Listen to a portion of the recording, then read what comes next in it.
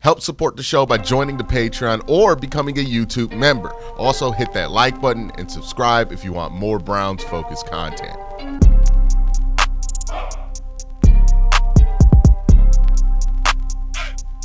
All right, another bit of news here.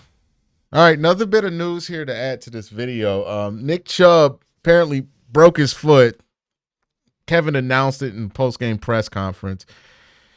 Yeah, this might be the point to where you got to draft a running back with pretty significantly high, right? Because, I mean, this is just a compounding of things that you did not want to see continue to happen to Nick Chubb. Super unfortunate.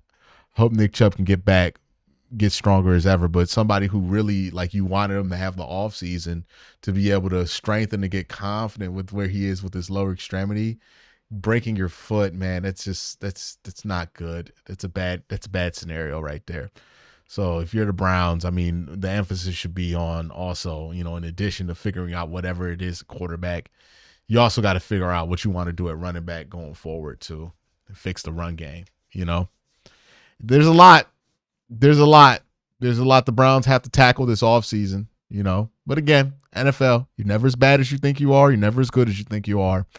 And this game's a perfect example of this. As bad as the Browns played, there is a world where they just get decent enough quarterback play and they win this game. So, all right, man, the Browns turned the ball over 6 times in this game. That's the big first note for me here, right? I'm not really going to have a ton of criticism reserved for the Browns defense in this video. I don't think there's a ton of criticism warranted for the Browns defense in this video, quite frankly. The Browns defense played well. In this game, well enough to at least be competitive, well enough to win. You had 4 interceptions in this game, 3 by Jameis Winston, 1 by Dorian Thompson-Robinson, which, came at the end of the game when the game was basically over. You had a couple of fumbles, a Nick Chubb fumble in this game, and then you also had a fumble by James Prochet, muff punt. Kansas City got 14 points off those turnovers. You lose this game 21-7. I mean, if you just take care of the ball on special teams and on offense a little bit more, right? Because, again, 6 turnovers, you only gave up 14 points on those turnovers, so that's fortunate. But you take care of the ball just a little bit more, the game's tied. Who knows which way the ball bounces? You get one of those classic one-score game Kansas City games. And this is kind of how the Browns season has gone, right? This is what it is with the Browns this year. It ain't going right. They're turning the ball over. They're intercepting the ball. They're fumbling the ball, or they're not moving the ball. I would say today Jameis Winston did his best DeShone Kizer impression. Like, if you ever wondered what it was like to watch DeShone Kizer play quarterback, what Jameis Winston did in this game is a pretty good representation of what DeShone Kizer did in his stay as a Cleveland Brown. Like, it was identical in this one. Now, obviously, Jameis has played better than this, but let's be real about what Jameis has done the last 3 weeks. 3 straight weeks, 3 multiple interception games. I believe he has, 8 interceptions in his last 3 games. That's a problem, right? Like, that's not going to allow you to keep your job as the starter. So I think that they'll go into next week. They'll play DTR. Maybe they keep Jameis in there. Maybe they activate Bailey Zapp to see if they want to switch to that at some point and give that a try. But I think the Browns are going to be looking to see what they have elsewhere other than Jameis Winston here, because this is the third multiple interception game in 3 games. So don't know how much more you can continue to just keep giving that a shot or acting like those interceptions are going to go away. This is why I say with Jameis Winston, I'll continue to say it. Jameis Winston is a relief pitcher. He's a pretty good relief pitcher. Right? If you need Jameis Winston to step in there for 3 weeks, Jameis got you for 3 weeks. If you need Jameis Winston to step in there and be the man for you for a couple of quarters, Jameis Winston going to do a good job in relief duty, right? But what Jameis Winston is not is your ace. And when you ride Jameis Winston like an ace, like the Cleveland Browns have been doing, right? They've been throwing the ball a ton. They've been riding Jameis Winston as the ace of this team. You're going to get shit like this. This is inevitable when you ride out Jameis as the ace. I know people ask the question, hey, if you can cut down the turnovers on Jameis, you can't. It's not possible. He doesn't have it in him, right? This is what Jameis does. He turns the ball over. He gets some big plays. He makes some chunk throws. He has solid arm talent at times, but he's an inconsistently accurate passer, and he's overly confident in his abilities to throw the football, which leads to him throwing a bunch of interceptions a ton of times. Like, that's what Jameis Winston is. And to me, that's a relief pitcher. That's somebody that you don't mind as your backup, that you don't mind as an arm to come out the bullpen, but you cannot have as your guy full time. Now, that doesn't automatically mean that DTR is that guy. Like, I have no clue what DTR is other than I think his ceiling is a backup, right? Like, I honestly think if you draft Dylan Gabriel in like the 4th round, that'd probably be an upgrade over DTR. So I'm not like super high on him either, right? I think like if you're the Browns, feel free to clean out the quarterback room and come back with something completely different next year, right? If you like 2 quarterbacks in the late part of this draft, go take 2 quarterbacks. I don't care. If you like a couple of guys in free agency you want to get flyers to, like, yeah, let's just remake this quarterback room, you know? I know that the report dropped earlier on Deshaun Watson. I dropped the video about that. I don't think they're running it back. I think people are misreading what that article actually says and just kind of going off a headline. But yeah, with Jameis, if you still want to rock with the experiment, I don't know, man. He's going to give you these stretches, right? Like, this is going to happen. And look, right now it's happening when the team's a 3-win team in December. You're mad about this, but you're not as mad about this as you would be if this happened at the beginning of the season. Like, that's the whole thing with Jameis, right? Like, right now, it's not going to bug you as much. Maybe you're willing to overlook the interceptions, but if this happens in September, dog, you're going to be furious, right? So right now you have Deshaun Watson, who you cannot go back to because he just is not good enough to justify being your starter, especially with all the baggage he comes with. You have Jameis Winston, who I think would be a solid backup for a lot of different situations. Like, I think Jameis makes a ton of sense as the backup quarterback on a winning team because, you know, if you're a winning team, you need somebody to hold down the fort for a couple of games, but you got a full-time starter. Jameis is your guy. But I don't know if he's going to make sense for the Browns going forward because, you know, you're going to be tempted to start Jameis, and Jameis just isn't a starter. Then you have DTR, who, I mean, I think at best right now you can project him to be a backup. And Bailey Zapp, who's not really a part of the long-term planning of this team. So you got a lot to evaluate at the quarterback position this offseason, and you can't sit back and do nothing at quarterback, right? Like, you can't just run it back with this room and think shit's going to be cool. You got to do something. You got to add a name. You probably got to draft somebody. You know, like, you can't just add like Jacoby Brissett to this room and be like, all right, we good. Like, come on, man. That's not going to end well. So if you're the Browns, I would agree in like not being overly aggressive. You don't want to overcompensate. You don't want to pay $30 million for Sam Darnold, but you know, you do want to look at your options and really, really think about making more of an investment than just the minimum at the quarterback position because it's obvious here. Like, Jameis Winston had the first game since Deshaun went out. And I was like, nah, that might have been worse than what Deshaun did. And Deshaun was awful, right? Jameis was Jameis had one of them Deshaun games and he threw 3 interceptions. I don't know what to do with that. And think about this, man. The Browns pass for what? 127 net yards? 127 net yards.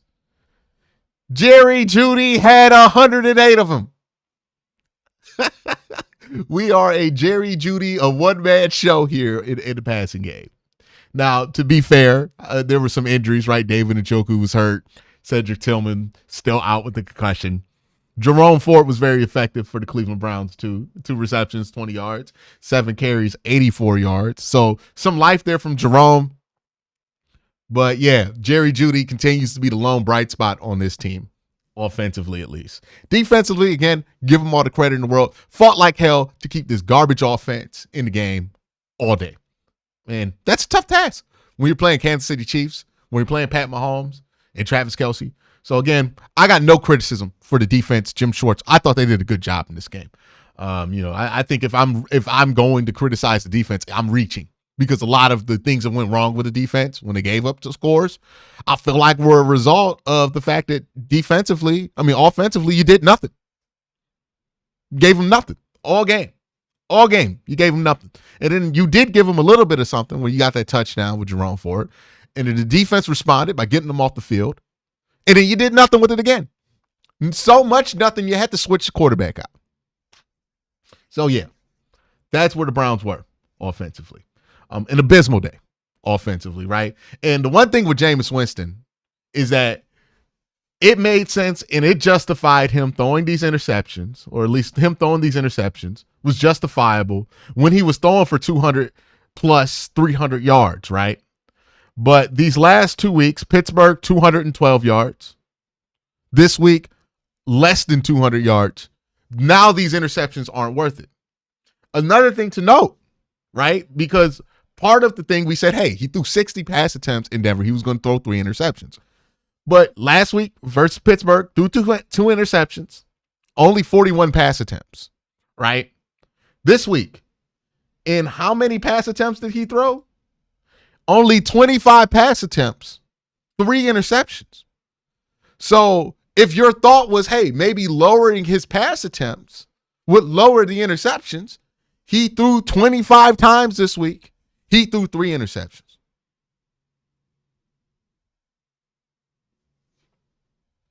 He's a great relief pitcher. He's not a starter. I think that's the reality of Jameis Winston. And he's not the kind of relief pitcher I think the Browns can have on this team going forward, because if you look at it, if he's in this situation, he's good enough to tempt being the starter, and that's when you're going to put him in a bad spot. Jameis, I think, makes the most sense on a good team as a backup. So that's really where the Browns offense is. You got a good performance from Jerome Ford. I thought an encouraging performance from Nick Chubb. The offensive line was a lot better, at least run blocking wise, this week. They put up a pretty good performance. The Browns had 21 rushing attempts, 139 yards, 6.6 a carry. A lot of that was a touchdown that Jerome Ford had. But even Nick Chubb, right? 9 carries, 41 yards, back over 4.5 a carry. A solid day for Nick Chubb. So that, I think, is some positive stuff. Jerry Jeudy thought 11 receptions, 108 yards when the defense knew that he was going. He got 14 targets in this game. I mean, he was the bulk of everything the Browns were able to have success with offensively, with both quarterbacks, quite frankly. So you're happy with the performance you got from him. But quarterback, you need to rethink that position. You know, Deshaun's not the answer. Jameis is not the answer. DTR, very likely not the answer. Gotta have another answer here if you're the Browns at quarterback, because the fact is, when the Browns get not even competitive quarterback play, when the Browns just get mediocre quarterback play, right? When they're just getting like average to slightly below average quarterback play, they've been competitive in every game they've had that. They almost beat Denver when they got not even average. It was mediocre quarterback play versus Denver, but mediocre quarterback play that you used the heavy volume of, that you had 500 yards with almost. Boom. You almost won that game versus Denver, right? Pittsburgh, Jameis played good against Pittsburgh. You beat Pittsburgh, a good team, right? When you get competitive quarterback play, you're competitive against these teams. When you're not, you're not. That's really the difference for the Browns, right? Doesn't mean that other things don't need to be changed. Other things don't need to be adjusted, and the Browns don't need to spend resources anywhere other than quarterback. But if you're the Browns and you're asking yourself this question of like, hey, why is our record the way it is? A good chunk of the explanation of that is you're not getting the quarterback play you need to remain competitive at times. Deshaun Watson was not giving you competitive competitive quarterback play at all while he was out there. And then you look at Jameis Winston, and sometimes you got competitive quarterback play with him. You were close in these games, but other times you did not get competitive quarterback play with them, and you are not in these games. It's really that simple for the Cleveland Browns. As many problems as they have, right? The run game does need to get better. The offensive line does need to get better. The defense does need to be more consistent. But even with those problems, when you get consistent not even consistent, when you get competitive quarterback play out of the position, you're competitive in these games. When you don't, you lose by 14 and you're like, oh, why were we down 14? Oh, because 2 turnovers turned into 14 points for the Kansas City Chiefs, and that was the difference in the game. It's really that simple. It's really that simple. They need to do something about quarterback. And it doesn't have to be a big drastic move. The guy that they get does not have to be a franchise quarterback. He just has to be competent. Can the Browns get competent quarterback play somewhere? I don't think you're getting that consistently from Jameis. I don't think you're getting that consistently from DTR. And I don't have a good feeling about betting on that to be Deshaun Watson. So the Browns need to spend this offseason and answer that question. Yeah, you need to fix everything else, and there's going to be a focus on that. But how do you get quarterback play that is going to at least be competent? Is there a guy out there you feel like can give you competent quarterback play? Like, do you think that's Sam Darnold? Do you think that's Jacoby Brissett? Like, who is it that you think can give you consistently competent quarterback play? Is he in the draft?